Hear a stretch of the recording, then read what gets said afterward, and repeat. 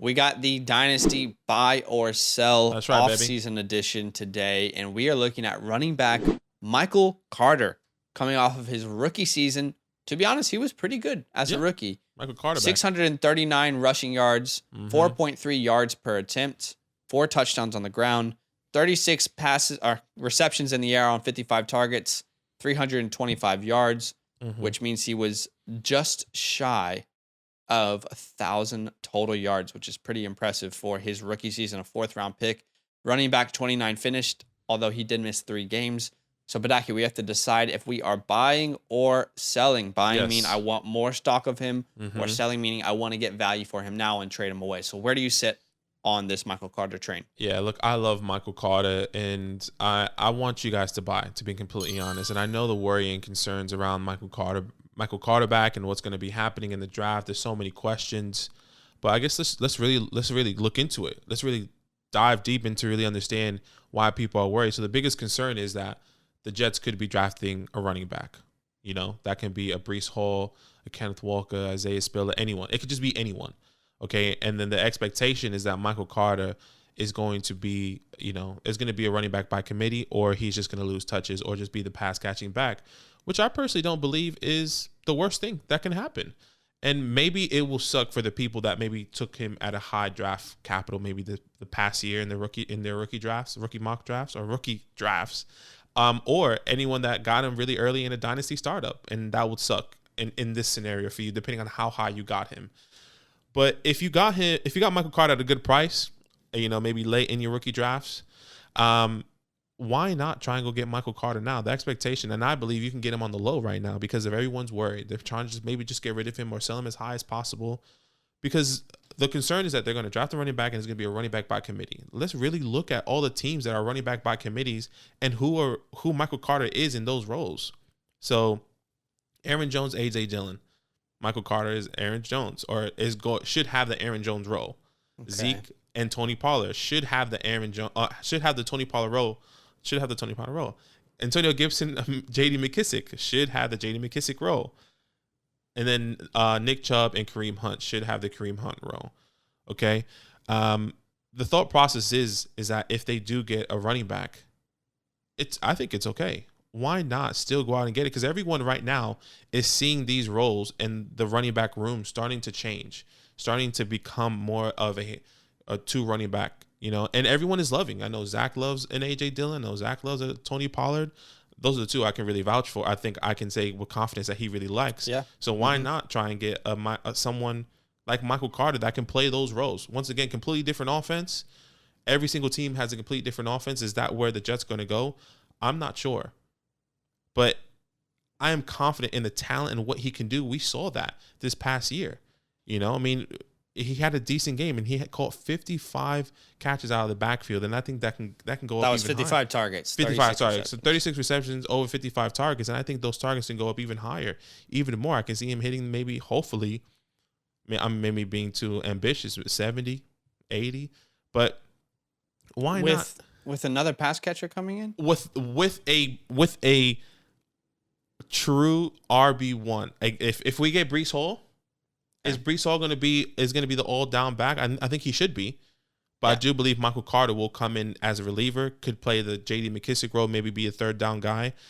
It's tough. It's tough to see, but I'm still confident in Michael Carter, and I'm still confident in the role that he's going to get, even if they do draft a running back like a Breece Hall. But the thought process is, let me just say this right before I finish and hand it off to you. I don't see the Jets getting a Breece Hall, Kenneth Walker.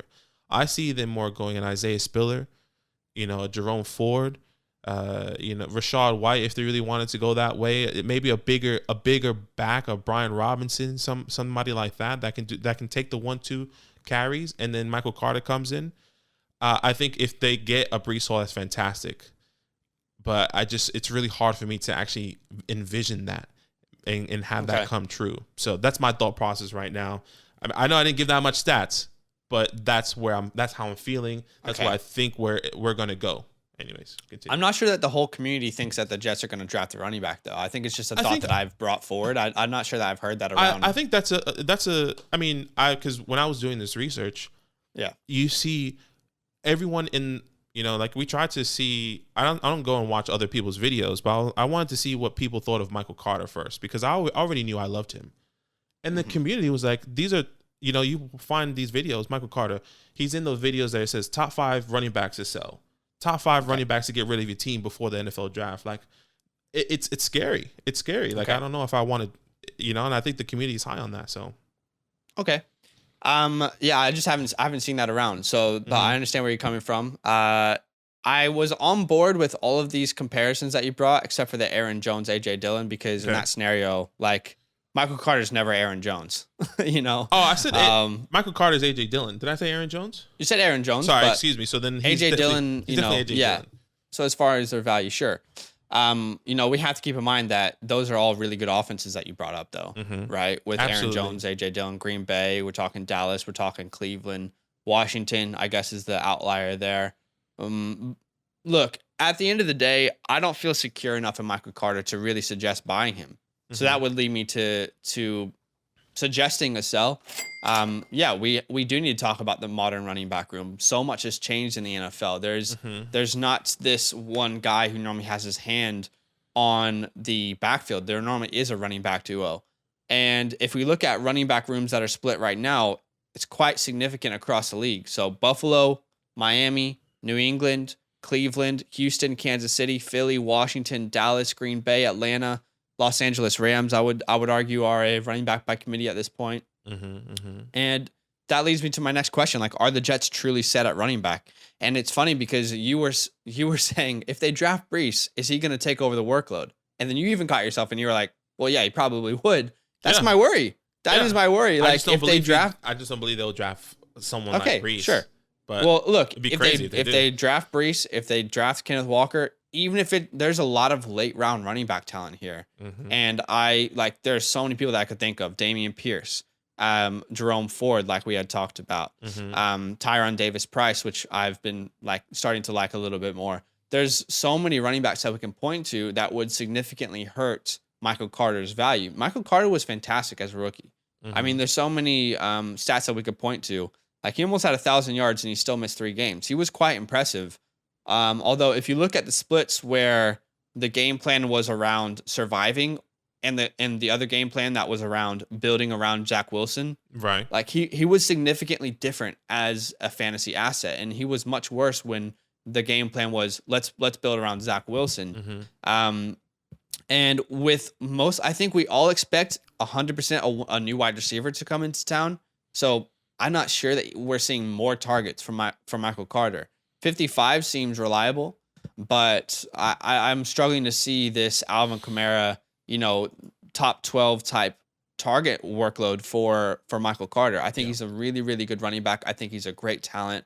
But at the end of the day, right now he's being drafted over players who are the workhorses in their offense. And I don't think that should be the case. You know, if you look at the first 38 picks in this year's draft, the Jets have 4 selections. So as much as I love Michael Carter, if Breece Hall is there in the second round, what's stopping this team from drafting a difference maker like a Kenneth Walker, like a Breece Hall? Like, I get it. We need to stop using the Austin Eckler comparison as well, because Austin Eckler is an outlier. He's not the rule that we point to say, oh, this guy's the next Austin Eckler. That doesn't happen. That is like that just doesn't happen. He's truly the outlier in that situation. So, and saying that, I really do believe that Carter's a great running back. But what if his career path is more James White or J.D. McKissick than it is Austin Eckler? You know, there's still value there, but where his current value is, there is more value in moving him, in my opinion, than there is in keeping him. Okay. Because you can find these kind of running backs in drafts. I mean, there's like 3 or 4 running backs in this year's draft that could be just as value as Michael Carter when you look at it. So I still value him, but he's going too high in some startup mock drafts. I mean, I think he went in the 6-1 in our most recent draft, and that's just too high for me. Yeah, I mean, that's high. You know, there were still guys like James Conner. There's still guys like Leonard Fournette on the board, AJ Dillon. So sometimes he's being drafted over Saquon, Josh Jacobs. I mean, it's just too high. I don't understand. So for me, let's talk about what a fair price is then, because I guess you're going to be talking from a buying perspective. I'm going to be talking from a selling perspective.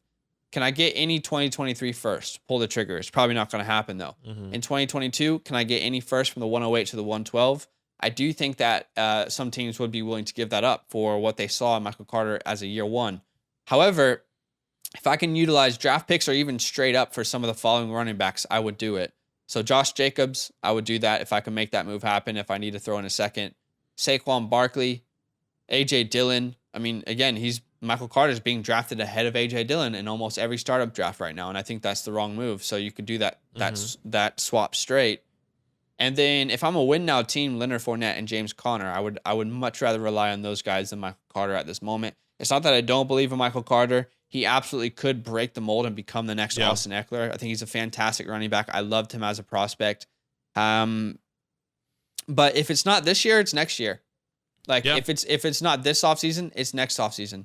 Okay. And I think even if he has a similar year next year, are you going to get more value for him? I don't know. I'm struggling to see it. So no, I get it. No, I understand the concern and why everyone's, I thought it was a thought process. Think about how when A.J. Dillon came into the league, they was like, well, why would they draft a running back when they needed a wide receiver? Aaron Jones had another year or two in his contract, and then they re-signed him, and it was like, well, what's the point? I think that's truly how I see if they were to draft a running back. Okay. His pathway going, the A.J. Dillon role. Everyone's saying, why are they drafting him over A.J. Dillon? Well, I think if we really think about it, he could have the exact same workload potentially as an A.J. Dillon. I think A.J. Dillon has a higher upside just based on the offense. Yeah. He's with Aaron Rodgers. Yeah. But I think Michael Carter could be in that same pathway where A.J. Dillon's at currently right now. If they were to draft, in my opinion, the only way this works, he goes to that pathway if they draft one of these, a Breece Hall, a Kenneth Walker, even Isaiah Spiller, in my opinion, because I don't think the rest of the backs in the draft are a workhorse back. I mean, we always said that, there's only two workhorse backs in this draft, and that's Breece Hall and Kenneth Walker. And I agree, but there's a lot of running backs that could take the first and second down work. Yeah, and that's okay. Looking at Zamir White, Dameon Pierce, Brian Robinson, and I think I'm not necessarily scared of the Dameon Pierces, of the Brian Robinsons, because the pathway to the A.J. Dillon role is a lot more clear. Where if they were to get a Breece Hall, Kenneth Walker, even Isaiah Spiller, then he just loses complete value. Then I feel what happens if Zach Wilson's not that guy though? Like A.J. Dillon, I feel like we know the offense that he's in. Well, that's the whole thing with the Jets offense. Like if Zach Wilson's not that guy, I feel like everyone falls off. That will be Drake London if he goes there, or Elijah Moore if he goes there. If I can get a first round pick, I feel like I'm pulling the trigger. Yeah. And right now, according to crowdsourcing, you can't. Yeah, exactly, and that's what I'm gonna say. So according to crowdsourcing, if I were to be buying Michael Carter, I should be giving up a first. I don't think you should give up a first. I don't even think he's worth a first. Yeah, and I'm telling you to get Michael Carter. I'm telling you that I'm advocating for the guy. I believe he's talented. I think it's too much of a first. Maybe 201, 202, 203, but I don't know if I can give up a first, 108 and below for Michael Carter. I just think that's way too much in my opinion. Okay. Where would you draft him in startup drafts? Currently going mid-6th, mid-7th. I feel more comfortable around round 8. I know that's probably too late, but that's where I would be comfortable drafting him. I like mid-7th to early 8th. That's what I have. I just feel comfortable taking Michael Carter there. And we'll get more of a secure answer, I feel like, for the community in the draft. And you said it, like, it can even happen the year after. You can be in the same position. It could happen the year after, yeah, for sure. I mean, I think at the end of the day, if it's not this year, it's next year, it's next offseason, it's not to downplay Michael Carter's ability, because I think he's a really great running back. But this isn't the way the NFL works anymore. I mean, Austin Eckler truly is an outlier, and who knows how long that lasts. And honestly, the fact that, like, where you can get Tony Pollard and where you can get Michael Carter, it is confusing to me why Michael Carter is going that much higher. I think than people a guy are still like scared. Tony Pollard. It just people doesn't still make scared sense. of Zeke. They're still paying him big money, and maybe that's going to change. That's why I don't know what anyone saw last year to be afraid of him, though. Yeah. Let's be honest. I know the money's there, but yeah, just don't know. Yeah, look, it all comes down. I love the talent.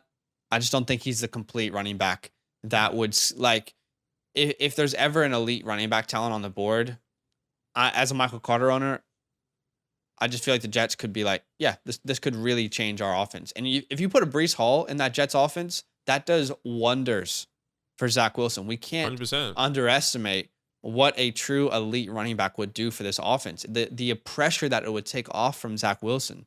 And we also didn't really see Zach Wilson as like a very big dump off guy either. I mean, that was mostly Mike White. So that does scare me with his target volume. But yeah, let us know what you guys think. Comment down below. Are you buying? Are you selling Michael Carter?